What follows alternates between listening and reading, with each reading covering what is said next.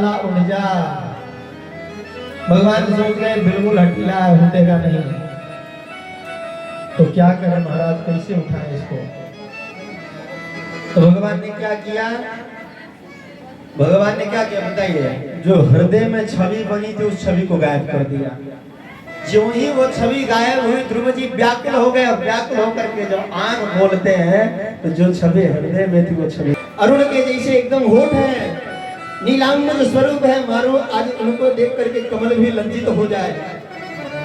सारी दिशाओं में चमक उठी, सारे पुष्प खिल उठे, गंगा की सरिता निर्मल बह रही है, कल कल कलरव करती हुई आवाज आ रही है, मानो वो भी प्रशंसा गा रही है भगवान के स्वरूप का।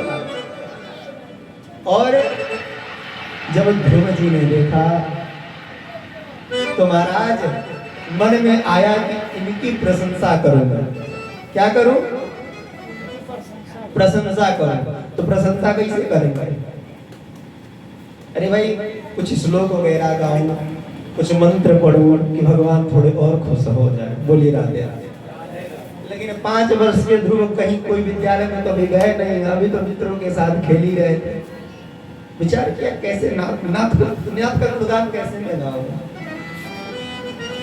यही तो करुणा निधान है, मन की भाव जो समझ ले वही तो प्रियतम है।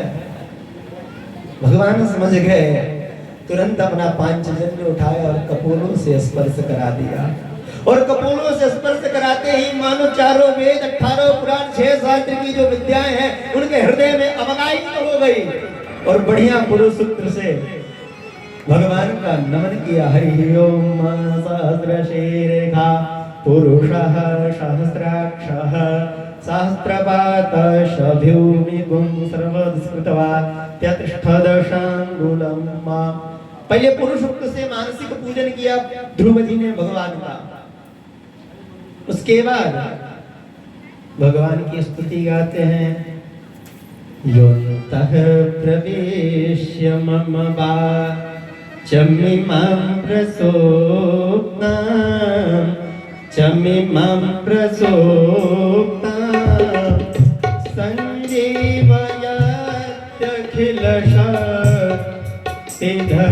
स्वधाम्ना।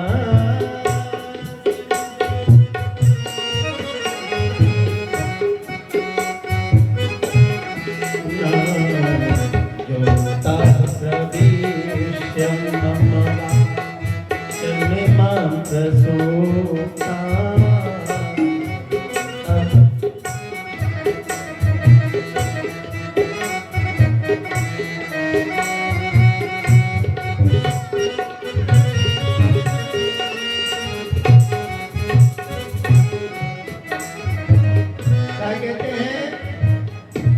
वो परमात्मा जिनके दर्शन करने मात्र से, जिनकी कृपा पाने मात्र से सुसुप्त सरस्वती भी जागृत हो जाती है। ये क्यों कहा? ये क्यों कहा? क्योंकि आज प्रमाण देख रहा है कि मेरे पास कोई ज्ञान नहीं था, लेकिन आज पूरा ज्ञान का भंडार भरा हुआ है। अन्याश्च हस्त चरण श्रवणत्वगाधीन प्राणन नमो भगवते पुरुषाय तुभ्यम्। मैं किसी अन्य की शरणागति क्यों स्वीकार करूं नाथ, आप मेरे और मैं आपका, और भगवान के चरणों में प्रणाम कर रहे हैं। ध्रुव जी ने प्रणाम किया। भगवान ने कहा वेदाहं ते व्यवसितं हृदि राजन्य बालकः। अब यहाँ राजन्य बालक का कुछ आचार्य राजन्य यानी कि राजा के बालक है, राजन्य बालक कहा। लेकिन हमारे गुरु जी कहते हैं राजन्य बालक माने भगवान राजन्य, राजा के बालक नहीं कह रहे हैं। अरे मेरे राजकुमार ध्रुव, क्या कहा? अरे मेरे राजकुमार ध्रुव, तेरी मनोकामना में जान रहा हूं। भगवान ध्रुव ने कहा नहीं प्रभु, अब कुछ चाहिए ना, कुछ देने को मत कहिए ना, अब कुछ चाहिए आज नहीं। मम दर्शन फलम परम अनुपम। मेरे दर्शन का एक और फल है। वो फल क्या है कि जो पहले की कामना रहती है वो पूर्ण में पहले करता हूं। विभीषण जी महाराज जब आते हैं राम जी का दर्शन करने तो क्या भाव लेकर के आते हैं कि राम जी की शरणागति स्वीकार करूंगा, राज्य सत्ता मेरा होगा।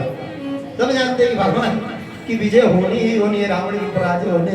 लेकिन भगवान की कृपा को देखा तो कहा कछु प्रथम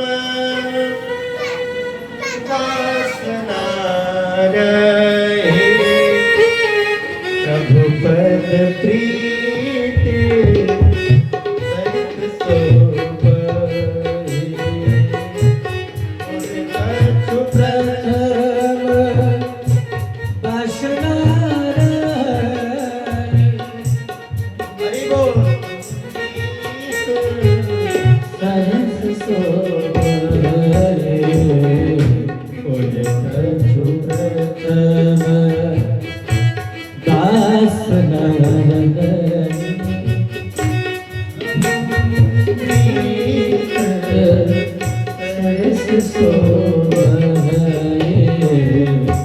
हे राम जी, मैं आया तो कुछ वासनाएं हृदय में थी, लेकिन आपके चरणों का जब प्रीत मिला तो सारी वासनाएं उसी गंगा में बह गई और मेरा हृदय धुल के निर्मल हो गया। राम जी कहा कि मेरा एक स्वरूप है, मेरा एक स्वभाव है कि जिस भाव से आप मेरे पास आइएगा पहले तो मैं उसे पूरा करूंगा। यानी कि सांसारिक सुख तो मैं पहले दूंगा ही दूंगा, बाद में जो देना होगा वो अलग से दूंगा। यानी कि भगवान के इंटरेस्ट पे इंटरेस्ट देते हैं। भगवान ब्याज पे ब्याज देना कौन जानता है? भगवान जानते, दुनिया वाले नहीं जानते। भगवान ने कहा जाओ ध्रुव, तुम 36,000 वर्ष तक अपने पिता के सत्ता पे राज करोगे। कितने हजार वर्ष? 36,000 वर्ष। उसके बाद भी सुन लो, तुम्हारी मृत्यु नहीं होगी। तुम मृत्यु के सर पे पैर रख करके और तुम्हारे लिए एक अलग लोक बना रहा हूं, उसका नाम लोक रहेगा ध्रुव लोक। और उस लोक में आकर के सदैव तुम राज करना। बोलिए राधे राधे। तुम इस सत्ता की बात कर रहे, मैं तुम्हें परम सत्ता भी देने को तैयार हूं। भगवान को केवल ये सत्ता नहीं दिया, तो परम सत्ता भी भगवान ने दे दिया। अरे ध्रुव को तो दिया ही दिया। ध्रुव तो अपने थे, हमारे राम जी कितने दयालु है, विचार करिए ना थोड़ा। जिस धोबी ने सीता मैया पे मेरे लांछन लगाया था, सिया निंदक अघ ओघ नसाई, सिया निंदक निंदक अघ ओघ नसाई, सिया निंदक ओघ नसाई। लोक विशोक बनाई बसाई, लोक विशोक बनाई बसाई, लोक विशोक बनाई बसाई, लोक विशोक बनाई बसाई। निंदक अघ ओघ नसाई, सिया निंदक अघ ओघ नसाई, सिया निंदक अघ ओघ। जो भगवती की निंदा किया, सीता जी पे लांछन लगाया जो धोबी, जब राम जी परमधाम पुरी वासी को लेके जाने लगे तो साकेत ने अपना दरवाजा बंद कर लिया। कहा मैं इसको नहीं आने दूंगा, क्योंकि इसने मेरी मां पे उंगली उठाया, मैं इसको नहीं आने दूंगा। स्वर्ग ने अपना रास्ता बंद कर लिया, दरवाजा बंद कर लिया। यहां तक भैया आप लोगों से क्या कहूं, नर्क ने भी अपना दरवाजा बंद कर लिया। स्वर्ग तो बंद किया ही किया, साकेत बंद किया, ये किया, वैकुंठ बंद किया, नरक ने भी दरवाजा बंद किया। इतने बड़े पतित को तो मैं नरक में भी नहीं आने दूंगा। बोलिए राधे राधे। और मेरे राम की कृपालुता को देखिए, कहते हैं ये मेरा है, मेरा स्वजन है। क्या है? मेरा है, मेरा अपना है। कभी मेरे राज्यसभा का इसने कपड़ा धुला होगा। भगवान ने क्या किया पता है आपको? एक अलग लोक बनाया उस धोबी के लिए, और उसका नाम क्या दिया? विशोक। बेटा तू घबरा मत, यहाँ पे शोक मिल रहा है, तू है, तेरे लिए एक लोक बनाता, उसका नाम रखता हूँ विशोक। उसमें राज करो, तुम्हारा ही राज्य होगा। ये है हमारे राम, ये है हमारे राम। बोलिए सियावर रामचंद्र की। अच्छा, राम जी से जो नाता जोड़ लेते हैं ना, और उसके बाद भगवान राम के लिए हम कभी कुछ कर देना तो भगवान हमारा किया हुआ उपकार नहीं भूलते। दुनिया वाले भूल जाएंगे, राम जी नहीं भूलेंगे। वाल्मीकि रामायण अयोध्या कांड 3 सर्ग श्लोक नंबर 11। वाल्मीकि रामायण अयोध्या कांड तृतीय सर्ग श्लोक नंबर 11 भगवान क्या कहते हैं? कदाचिदुपकारेण कृतेनैकेन तुष्यति न स्मृत्यापकाराण सतमप्यात्मवत्तया। कोई भूल करके मेरे ऊपर कोई उपकार कर दिया हो, उसके बाद वो मेरा निरंतर अपकार करता रहे, मैं उसके अपकार को नहीं गिनता, उसके उपकार के बदले दबा रहता हूँ जीवन भर। ये है हमारे राम, ये है हमारे राम, ये भी हमारे राम है। बोलिए राधे राधे, बोलिए राधे राधे। आज व्यास मंच पे जब आ रहा था तो सोचा कि प्रसंग बहुत लंबा है, खींचते हुए आऊंगा, लेकिन माँ ने चुटिया पकड़ के लटकाई है, बढ़ने ही नहीं दे रही। जब मैं आगे बढ़ना जा रहा हूँ तो किशोरी जी खींच नहीं, रुको कहाँ जा रहा है? तो मैं भी माँ से ही कह रहा हूँ यहाँ तक चलूंगा आपकी कृपा से, उसके बाद जो है ना आप पार उतार दीजिएगा, आप पार उतार दीजिएगा, मेरे बस का नहीं है। बोलिए राधे राधे। तो श्रीमन नारायण नारायण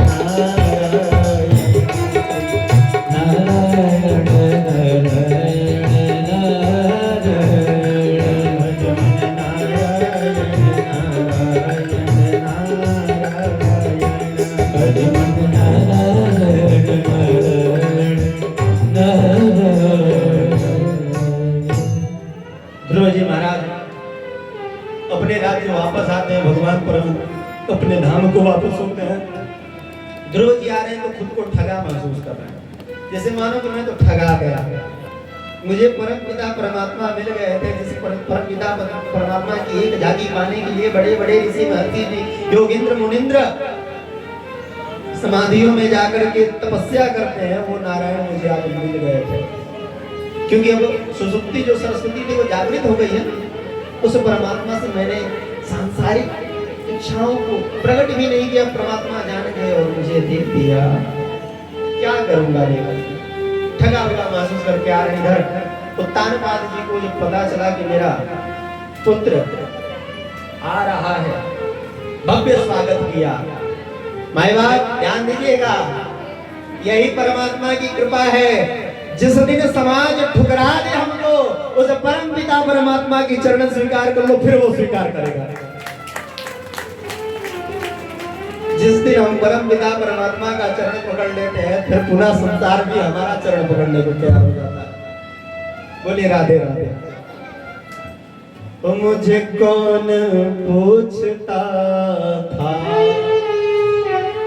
तेरी बंदगी से पहले, मुझे कौन पूछता था तेरी बंदगी से पहले, मुझे कौन पूछता था तेरी बंदगी से पहले, मुझे कौन पूछता था तेरी बंदगी से पहले, मुझे कौन पूछता था तेरी बंदगी से पहले, मुझे कौन पूछता था तेरी बंदगी से पहले, मुझे कौन पूछता था, मुझे कौन पूछता था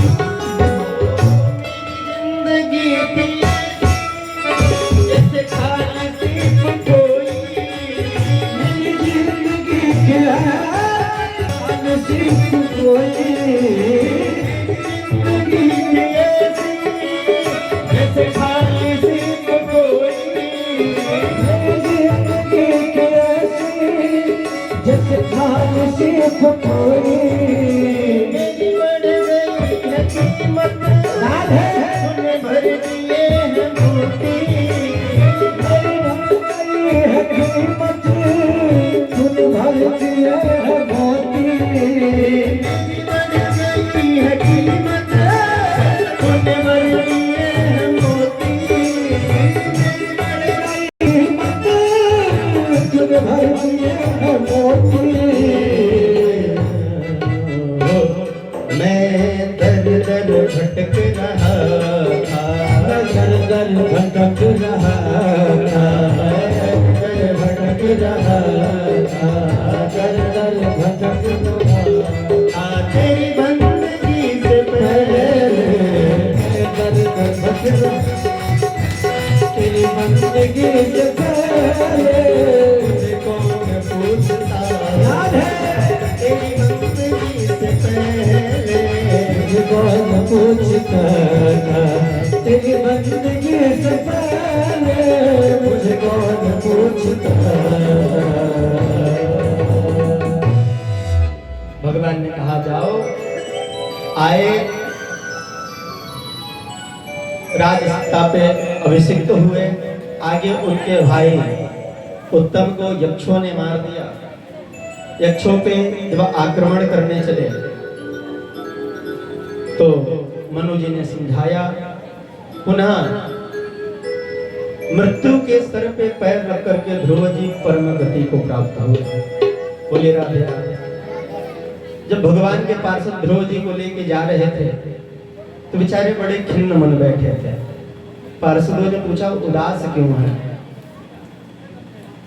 तो कहा कि जिस माँ ने मुझे परमात्मा से मिलाया वो तो मेरी माँ छूट ही गई।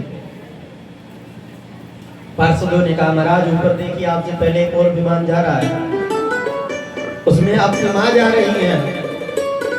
अरे ध्रुव जी आपने विचार भी कैसे कर लिया कि वो घर रह जाएंगे। जिस माँ के पुत्र ध्रुव और प्रहलाद उनकी माँ की अधोगति कभी हो ही नहीं सकती। आपने ये सोच कैसे लिया कि माँ बैठ जाएगी घर पे। प्रसन्न मन होकर के ध्रुव जी ऊपर गए। ध्रुव लोक में जाकर के अचल राज्य किया। इधर अपना राज अपने पुत्र उत्कल को दिया। उत्कल का भी मन राज्य में नहीं लगा। उन्होंने अपने भाई वत्सर को दिया। वत्सर के पुत्र हुए अंग। अंग तो महाराज बड़े धर्मात्मा राजा हो गए लेकिन अंग के पुत्र हुए बेन। और बेन एक नंबर का दुख एक नंबर का दुष्ट। पहले महाराज अंग को इस बात की दुख थी कि मेरा कोई पुत्र नहीं है। और जब कुपुत्र बेन हो गया तो फिर दुख बढ़ गया कि महाराज इससे बड़ा तो इससे अच्छा तो निसंतान ही रहना ठीक था। ये कहां से आ गया। महाराज अपने पुत्र के अत्याचार से अपने ही राज्य में छुप गए और मिले ही नहीं। कैसे छुप गए। व्यास लिखते हैं कि यथा निगूढ़ं पुरुषं कुयोगिनः। जैसे कुयोगी पुरुष अपने हृदय में छुपे परमात्मा को नहीं ढूंढ पाता वैसे ही बेन जो है अंग महाराज को नहीं ढूंढ पाया।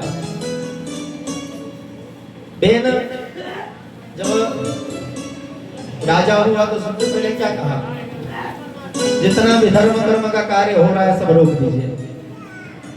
जब भारत की राज सत्ता किसी राजर्षि के पास रहती है तो धर्म कर्म बढ़ते हैं लेकिन वही किसी दैत्य के हाथ में चली जाए तो सबसे पहले धर्म पे ही पाबंदी लगता है। बोलिए राधे राधे। मैं क्यों कहूं लेकिन कहवे दूं कभी किसी ने कहा था मैं खड़ा रहूंगा राम मंदिर कौन बना लेता मैं देखता हूं। बोलिए राधे राधे। और आज एक योगी राजर्षि आया तो कहा मैं खड़ा हूं एक मच्छर मार के दिखा दो अयोध्या में। बोलिए राधे राधे। और 500 वर्षों का तपस्या पूर्ण होकर के राम मंदिर जो है बन के भव्य तैयार हो गया। बोलिए श्यावर रामचंद्र की अयोध्यानाथ भगवान की। ये होती है राजसत्ता। बेन ने कहा कि धर्म को बंद करो। ब्राह्मण हमारे वहां दो गद्दी चलती है महाराज। एक राज गद्दी और एक व्यास गद्दी। कौन गद्दी। एक राज गद्दी और एक राजगद्दी जब बिगड़ जाए तो व्यास गद्दी से ही संचालित होता है। राजा राम जब राम बन के बैठे हैं तो व्यास गद्दी पे वशिष्ठ जी बैठे हैं, धर्म की पाठ पढ़ा रहे हैं जीवन भर कि ऐसे चलो राम, ये करो ऐसे करो। ब्राह्मण गए समझाने, राजगद्दी बिगड़ गया तो व्यास गद्दी उठ के गया। मैंने तो समझाया देखो धर्म पे पाबंदी मत लगाओ। राजा बेन ने ब्राह्मणों को ही उल्टा ज्ञान देने लगा। ब्राह्मण कहे कि बड़ा निकृष्ट आदमी है, हन्यता में ऐसा पाप प्रकृति दारुणः, मारो इसको, बहुत बड़ा दुष्ट है। हुम की ध्वनि करी फट किया मर गया। अब सोच लीजिए ब्राह्मणों में कितनी शक्ति है, केवल हुम कहा तो श्वास होती है, फट कहा तो मर गया। हुम फट फट स्वाहा, बोले राधे राधे। अब भैया राजसत्ता बिना राजा की हो गई, अब भारत का राज्य चलाए कौन? बेन के अत्याचार से पृथ्वी जो है जितने पदार्थ थे सब अपने अंदर छुपा ली थी। बेन के अत्याचार से पृथ्वी जितने पदार्थ थे सब अपने अंदर छुपा ली थी। जब बेन मर गया तो बेन के शरीर का मंथन हुआ। जंघे का सबसे पहले पैर के जंघे का मंथन हुआ, और जंघे का मंथन हुआ तो जंघे से ही निषाद जात की उत्पत्ति हुई। किसकी हुई? बोलिए। निषाद जाति कहां से उत्पन्न हुए? बेन के जंघे से। फिर उसके भुजाओं का मंथन हुआ, दाहिने से भगवान पृथु प्रकट हुए, जो 24 अवतार में एक अवतार भगवान के हुए। बोली पृथु भगवान की। और बाएं भुजा से साक्षात लक्ष्मी देवी अर्ची के रूप में अवतार ली। बोली अर्ची महारानी की। महाराज जब पृथु राजा हुए तो पृथु जी ने पुनः धर्म की स्थापना, सारे पदार्थ जो गाय चुरा ली थी,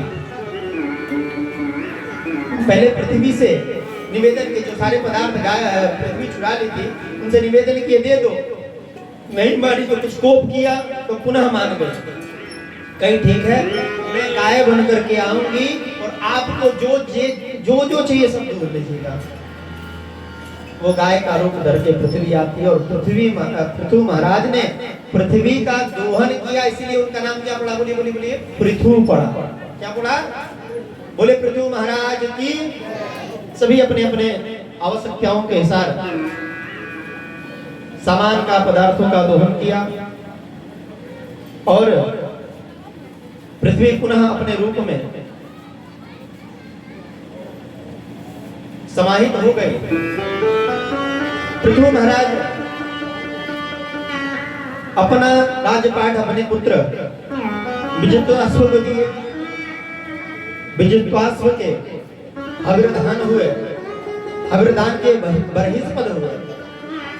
यही बरहिस्पद प्राचीन बरही के नाम से जाने गए। किस नाम से जाने गए? और प्राचीन बरही महाराज इतने यज्ञ करते थे, इतने यज्ञ करते थे कि पूछिए मत। पूरे भारत की पृथ्वी को, इस पावन वसुंधरा को उससे पाट दिया। इतने यज्ञ किए। कितने यज्ञ किए? पूरे इस भारत की भूमि को उससे पाट दिया प्राचीन बरही ने। लेकिन गलती क्या करते थे आप लोग भी सुन लीजिएगा।